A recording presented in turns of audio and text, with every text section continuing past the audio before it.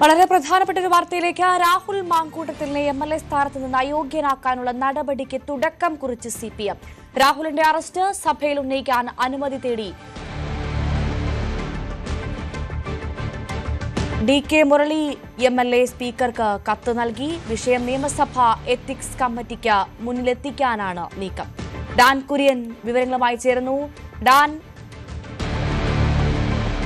രാഹുൽ മാങ്കൂട്ടത്തിൽ ഇനി എംഎൽഎ എത്ര നാളുണ്ടാകും?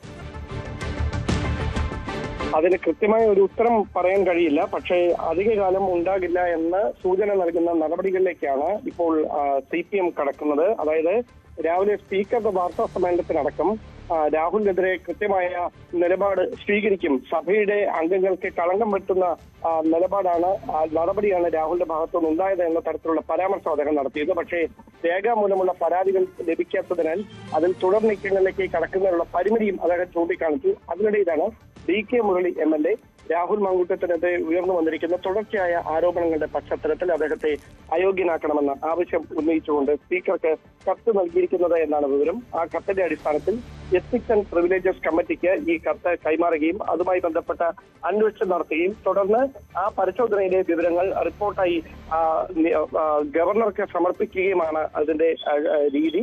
അതിനുശേഷമാണ് ഈ അയോഗ്യത ഗവർണർ നടപടികളിലേക്ക് കടക്കേണ്ടത്. എന്തായാലും ആ നീക്കങ്ങളുടെ ഭാഗമായിട്ടാണ് ഇപ്പോൾ എത്തിക്സ് ആൻഡ് പ്രിവിലേജസ് കമ്മിറ്റിക്ക് ഡി.കെ. മുരളി കൈമാറിയിരിക്കുന്ന ഈ പരാതി നൽകാനുള്ള തീരുമാനത്തിലേക്ക് സ്പീക്കറുടെ ഓഫീസ് എത്തുന്നതെന്നാണ് വിവരം. ഡാൻ കുര്യനാണ് വളരെ പ്രധാനപ്പെട്ട വാർത്തയുടെ വിവരങ്ങൾ നൽകിയത്. ബലാത്സംഗ കേസിൽ രാഹുൽ മാങ്കൂട്ടത്തിനെതിരെ സ്പീക്കർ എൻ ഷംസീർ. ഒരു കോട്ടയിലെ ഒരു മാങ്ങ കെട്ടുപോയാൽ എല്ലാ മാങ്ങയും കെട്ടതെന്ന് പറയാൻ കഴിയുമോ എന്ന് സ്പീക്കർ ചോദിച്ചു.